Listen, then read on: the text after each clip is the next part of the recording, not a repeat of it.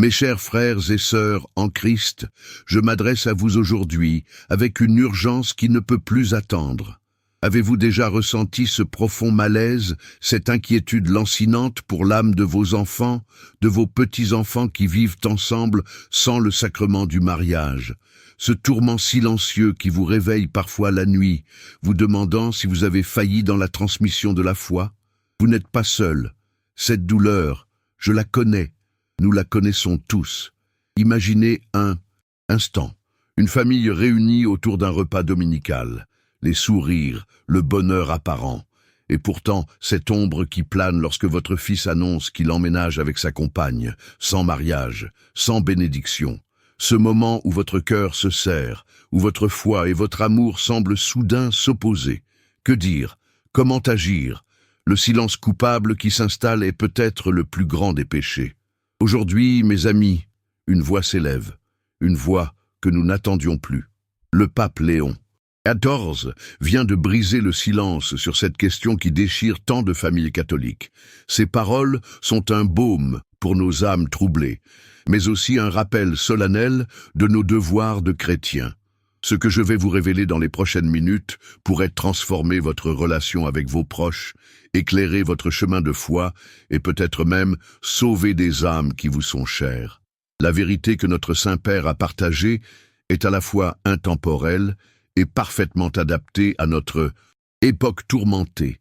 Dans un monde où tout semble permis, où les valeurs se dissolvent comme sel dans l'eau, où même certains membres de l'Église semblent parfois perdre le nord de la doctrine, cette clarification était attendue, nécessaire, vitale. Notre pape bien-aimé n'a pas cédé à la facilité, à la complaisance. Il a choisi la voie étroite, celle de la vérité évangélique. Souvenez-vous des paroles de Saint Jean-Paul II sur la famille. Rappelez-vous comment ce grand pape nous mettait déjà en garde contre la banalisation des relations conjugales. Le pape Léon XIV s'inscrit dans cette lignée de gardiens de la foi, mais avec une approche qui pourrait vous surprendre, vous toucher au plus profond. La cohabitation avant le mariage. Ces quelques mots résonnent comme une sentence pour beaucoup d'entre nous. Nous avons été élevés dans la certitude que cette pratique était un péché grave, une offense à Dieu, une mise en danger de l'âme. Et pourtant, nos propres enfants, ceux que nous avons baptisés, ceux à qui nous avons enseigné le catéchisme, semblent aujourd'hui ignorer cet enseignement fondamental. Laissez-moi vous raconter l'histoire de Marie-Thérèse, une fidèle de ma paroisse. Son visage ravagé par les larmes lorsqu'elle est venue me confier sa douleur. Son unique fille, Élisabeth, venait de lui annoncer qu'elle allait vivre avec son compagnon. Marie-Thérèse était déchirée entre son amour maternel et sa foi profonde. Devait-elle rejeter sa fille pour rester fidèle à ses convictions? Devait-elle accepter cette situation au risque de compromettre son propre salut? Cette question, combien d'entre vous se la posent en silence, dans la solitude de leur prière? Le Saint-Père a choisi ce moment précis de notre histoire pour clarifier la position de l'Église. Non pas pour condamner, car le Christ n'est pas venu pour juger le monde, mais pour le sauver. Non pas pour exclure, car la porte du salut reste ouverte à tous les pécheurs repentants que nous sommes, mais pour guider, pour éclairer, pour montrer le chemin vers la sanctification de nos vies et de nos familles. Dans son allocution récente, prononcée lors d'une audience privée avec des familles venues du monde entier, le pape Léon XIV a abordé cette question avec une franchise et une compassion qui ont touché tous les cœurs présents. J'ai eu la grâce d'y assister et je peux vous témoigner de l'émotion qui a saisi l'Assemblée. Le Saint-Père a commencé par rappeler les fondements théologiques du mariage chrétien.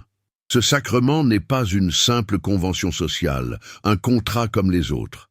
Il est l'image vivante de l'union du Christ avec son Église. Il est ce mystère grand et beau dont parle saint Paul dans sa lettre aux Éphésiens. Une alliance sacrée, bénie par Dieu lui-même, source de grâce pour les époux et cadre divin pour l'accueil de la vie. Il a ensuite évoqué avec une grande délicatesse la réalité de notre temps. Ces jeunes couples qui, parfois par ignorance, parfois par commodité, parfois par conformisme social, choisissent de vivre ensemble avant de s'engager devant Dieu. Il a reconnu la complexité des situations, la diversité des parcours, et c'est là que ces paroles ont pris une tournure inattendue, un éclairage nouveau qui pourrait changer votre façon d'accompagner vos proches dans cette situation délicate. Le pape a affirmé avec force: l'Église maintient et maintiendra toujours que le cadre voulu par Dieu pour l'union de l'homme et de la femme est le sacrement du mariage. C'est dans cette alliance sacrée que l'amour humain trouve sa plénitude, sa bénédiction et sa fécondité. Mais il a ajouté, et c'est là toute la subtilité de son message: cependant, nous devons accompagner avec miséricorde ceux qui cheminent vers cette vérité. Le jugement hâtif, la condamnation sans appel, l'exclusion du cercle familial ne sont pas des attitudes conformes à l'évangile du Christ. Notre Seigneur n'a-t-il pas mangé avec les publicains et les pécheurs? N'a-t-il pas accueilli la Samaritaine qui avait eu 5 maris? N'a-t-il pas défendu la femme adultère contre ceux qui voulaient la lapider? Ces paroles, mes amis, ne sont pas une approbation du péché. Loin de là. Elles sont un rappel de notre devoir d'amour et de miséricorde. Elles sont une invitation à imiter le Christ dans sa façon d'accueillir, d'écouter, de guider vers la lumière. Le Saint-Père a alors partagé cette parabole saisissante. Imaginez un homme tombé dans un puits profond. Il est dans l'obscurité, il souffre, il appelle à l'aide. 2 passants s'approchent du puits. Le premier se penche et crie: « Tu n'aurais pas dû t'approcher du puits. Tu es tombé par ta faute.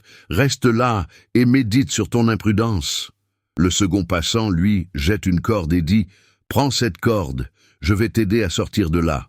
Ensuite, je te montrerai un chemin plus sûr. » Mes chers frères et sœurs, a poursuivi le pape, trop souvent, nous avons été comme le premier passant.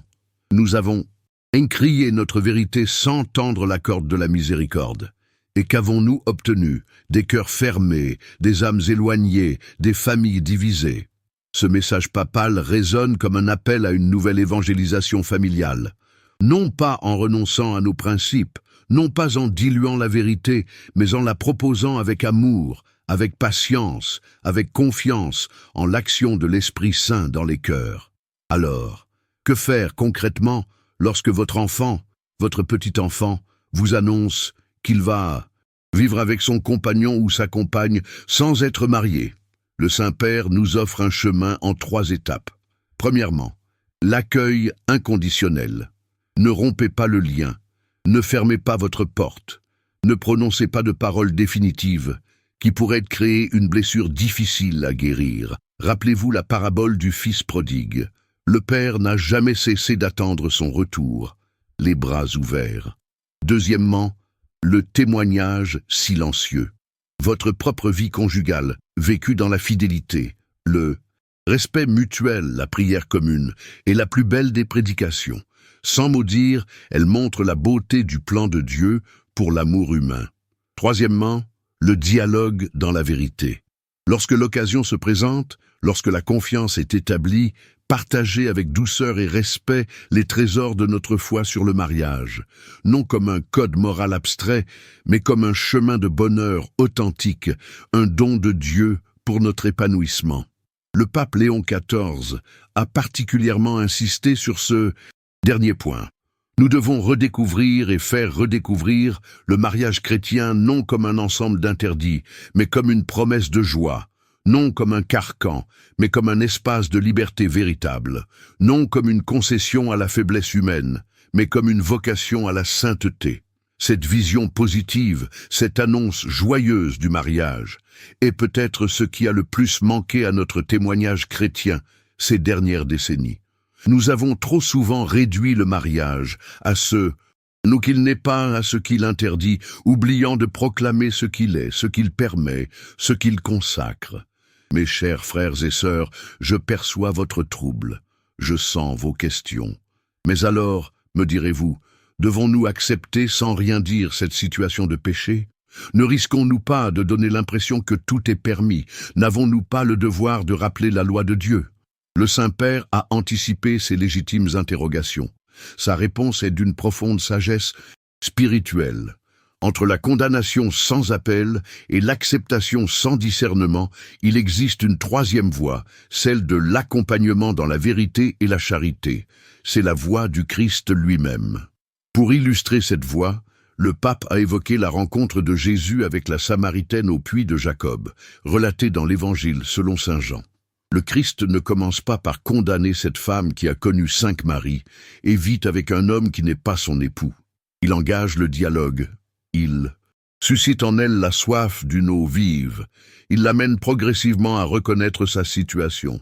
Et c'est cette femme, pourtant en situation irrégulière, qui devient la première évangélisatrice de son village. Voilà notre modèle, a affirmé le Saint-Père. Non pas le silence complice, non pas le jugement sans appel, mais l'accompagnement patient qui mène à la conversion. Une conversion qui doit être proposée, jamais imposée. Une conversion qui est l'œuvre de la grâce divine avant d'être le fruit de nos efforts humains. Une conversion qui s'inscrit dans un cheminement dont Dieu seul connaît le rythme et les étapes. C'est peut-être là que réside la principale révélation de ce message papal. Nous devons faire confiance à l'action de l'Esprit Saint dans le cœur de nos proches. Notre rôle n'est pas de nous substituer à lui, mais de préparer le terrain, d'ouvrir des portes, de créer des conditions favorables à son œuvre de transformation. Le pape a partagé à ce sujet un témoignage bouleversant, celui d'un couple italien qui a vécu ensemble pendant 5 ans avant de découvrir, presque par hasard, la beauté du sacrement de mariage lors d'une retraite spirituelle. Ce couple, aujourd'hui engagé dans la pastorale familiale, témoigne que c'est précisément l'attitude non jugeante de parents chrétiens qui leur a permis de rester en contact avec l'Église et finalement de redécouvrir le sens profond de leur engagement. Ce n'est pas en rejetant nos enfants que nous les sauverons, a conclu le Saint-Père. C'est en les aimant comme Dieu nous aime, malgré nos propres péchés et nos propres faiblesses. Cette approche pastorale ne signifie nullement un affaiblissement de la doctrine. Le pape a été très clair sur ce point. La vie commune avant le mariage n'est pas le plan de Dieu pour l'amour humain. Elle comporte des risques spirituels, psychologiques et même sociaux que nous ne pouvons ignorer. Parmi ces risques, le Saint-Père a évoqué la banalisation de l'engagement, l'illusion d'un mariage à l'essai qui contredit la nature même du don total et définitif, la confusion entre l'attirance passagère et l'amour véritable, et bien sûr, la dimension du péché qui éloigne de Dieu et fragilise la vie spirituelle. Mais il a immédiatement ajouté « Ces vérités doivent être transmises avec un cœur de père et de mère, jamais avec l'arrogance de celui qui se croit juste. Rappelons-nous toujours que si nous pouvons parler, c'est par grâce et non par mérite. Et au personnel, cette humilité dans l'annonce de la vérité est peut-être ce qui manque le plus dans nos relations familiales tendues autour de ces questions. Combien de fois nos paroles, pourtant théologiquement justes, ont-elles sonné comme des condamnations aux oreilles de nos proches? Combien de fois notre ton, notre regard, notre attitude ont-ils fermé les cœurs que nous voulions toucher? Le pape Léon XIV nous invite à un examen de conscience sur notre façon de témoigner de notre foi. Il nous rappelle que la vérité sans charité n'est pas pleinement chrétienne, tout comme la charité sans vérité n'est qu'un sentiment humain sans force salvatrice. Dans son message, le Saint-Père a également souligné l'importance de la prière pour ceux qui vivent en situation irrégulière. Ne vous lassez jamais de prier pour vos enfants, a-t-il exhorté. La prière d'une mère, d'un père, d'une grand-mère pour le salut de l'âme de leurs enfants touche le cœur de Dieu. Elle est plus puissante que tous nos discours. Il a recommandé particulièrement la prière du chapelet, ce lien d'amour qui unit le ciel et la terre, confiant nos enfants et petits-enfants à l'intercession maternelle de la Vierge Marie, elle qui a accompagné son Fils jusqu'au pied de la croix, dans les moments les plus sombres comme dans les plus lumineux. Cette dimension spirituelle de notre combat pour la famille ne doit jamais être négligée. Nous ne luttons pas contre la chair et le sang, comme nous le rappelle saint Paul, mais contre les puissances des ténèbres qui cherchent à détruire le plan de Dieu sur l'amour humain. Le Saint-Père a d'ailleurs évoqué avec force cette dimension spirituelle Ne soyons pas naïfs. Derrière la banalisation du mariage, derrière cette culture qui présente la cohabitation comme normale, voire souhaitable, se cache l'antique adversaire qui, depuis le Jardin d'Éden, cherche à séparer l'homme et la femme de leur Créateur. Face à cet ennemi, nous ne sommes pas désarmés. Nous avons la prière, les sacrements, la communion des saints, la protection de nos anges gardiens. Nous avons surtout la victoire déjà acquise du Christ ressuscité sur toutes les forces du mal. Cette certitude de la victoire finale doit nous habiter, même dans les moments de découragement, même lorsque nos efforts semblent vains, même lorsque la situation de nos proches paraît sans issue humaine. Le pape a conclu son message par ces paroles d'espérance. Rappelez-vous que Dieu écrit droit avec des lignes et courbes.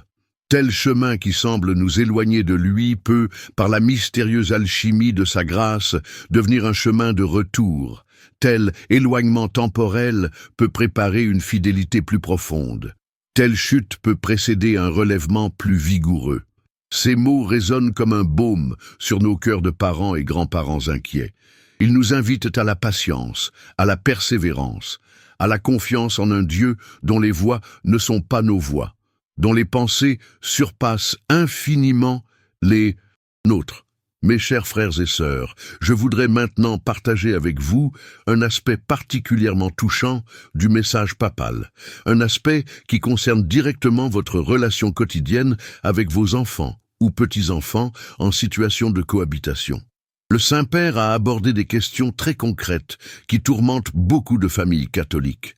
Par exemple, faut-il accepter d'héberger sous le même toit un couple non marié lors des visites familiales? Peut-on participer à une fête célébrant leur installation commune?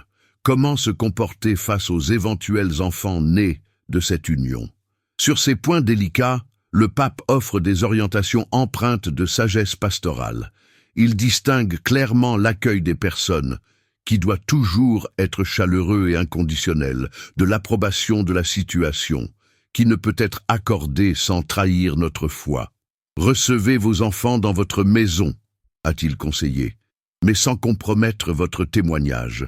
Il est possible, avec tact et délicatesse, de proposer des arrangements qui respectent à la fois l'amour familial et les exigences de votre conscience. Concrètement, cela peut signifier prévoir des chambres séparées lorsque c'est possible, sans en faire un objet de conflit si cette proposition est rejetée. L'essentiel étant de maintenir le lien, de garder la porte ouverte, de permettre que le dialogue se poursuive dans un climat de respect mutuel. Quant à la participation à des événements célébrant la cohabitation, le Saint-Père invite au discernement. Votre présence n'est pas nécessairement une approbation si votre position est connue avec clarté et douceur. Elle peut être un signe d'amour inconditionnel qui, à terme, touchera les cœurs. En ce qui concerne les enfants nés hors mariage, la position du pape est sans ambiguïté. Ces enfants sont absolument innocents de la situation de leurs parents. Ils ont droit à tout l'amour, toute l'attention, toute l'affection de leurs grands-parents. En les accueillant pleinement, vous témoignez de la valeur sacrée de toute vie humaine et vous créez un lien précieux qui pourra, un jour, être un chemin de retour à la foi pour leurs parents. Cette approche nuancée, attentive aux situations particulières, respectueuse des consciences mais ferme sur les principes, est caractéristique de la sagesse de l'Église quand elle est fidèle à son Seigneur, à la fois juste et miséricordieux. Elle nous invite à dépasser les oppositions simplistes entre une rigueur sans amour et une indulgence sans vérité. Elle nous appelle à cette créativité de la charité dont parlait Saint Jean-Paul II, qui trouve des chemins nouveaux pour annoncer l'évangile éternel dans un monde en constante évolution. Mes amis, la révélation la plus profonde du message papal est peut-être celle-ci. La crise de la famille que nous traversons est aussi une opportunité d'approfondir notre propre foi, de redécouvrir la beauté du plan de Dieu sur l'amour humain, de témoigner avec une ardeur renouvelée de ce trésor que nous portons dans des vases d'argile, selon la belle expression de saint Paul.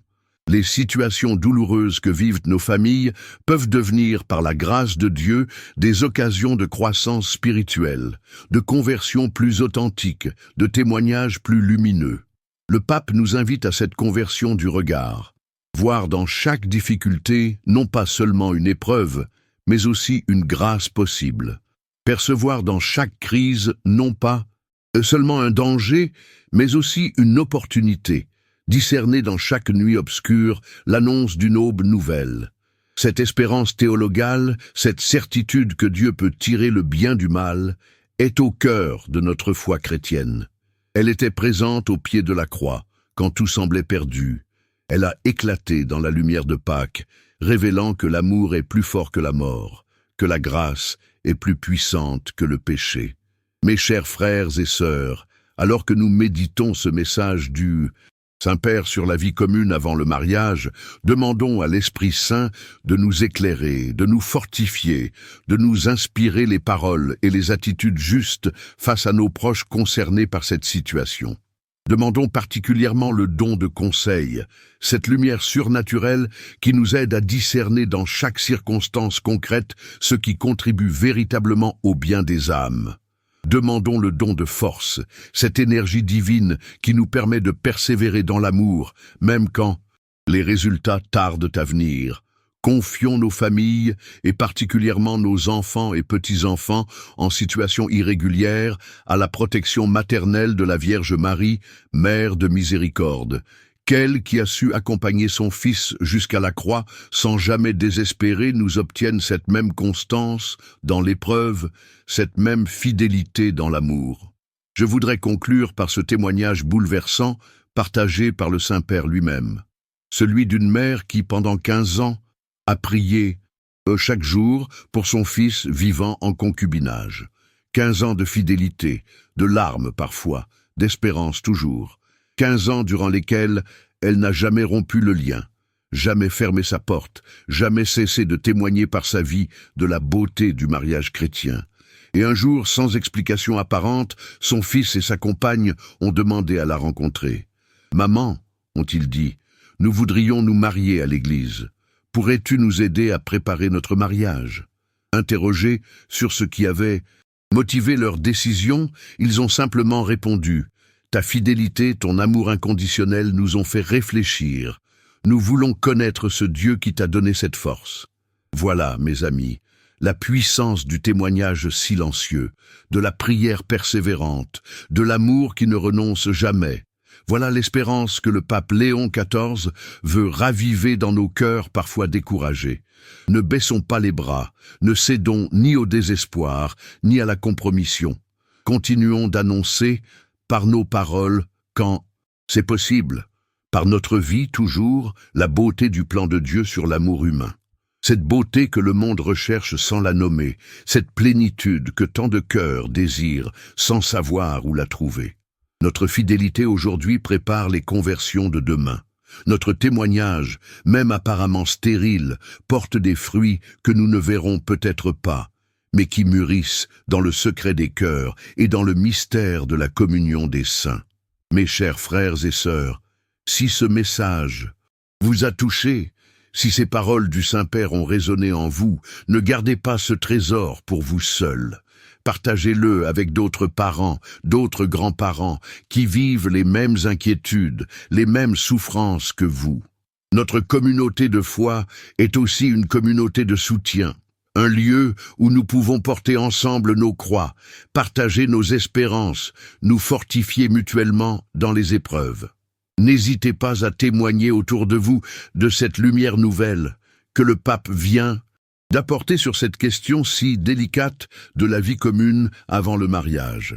Et n'oubliez pas que notre chaîne propose régulièrement des enseignements, des témoignages, des prières sur ces sujets qui touchent à la famille, au mariage, à l'éducation chrétienne. Ne manquez pas notre prochain vidéo qui apparaît maintenant sur votre écran. Cliquez sur la vignette et découvrez comment approfondir encore ce message d'espérance pour nos familles.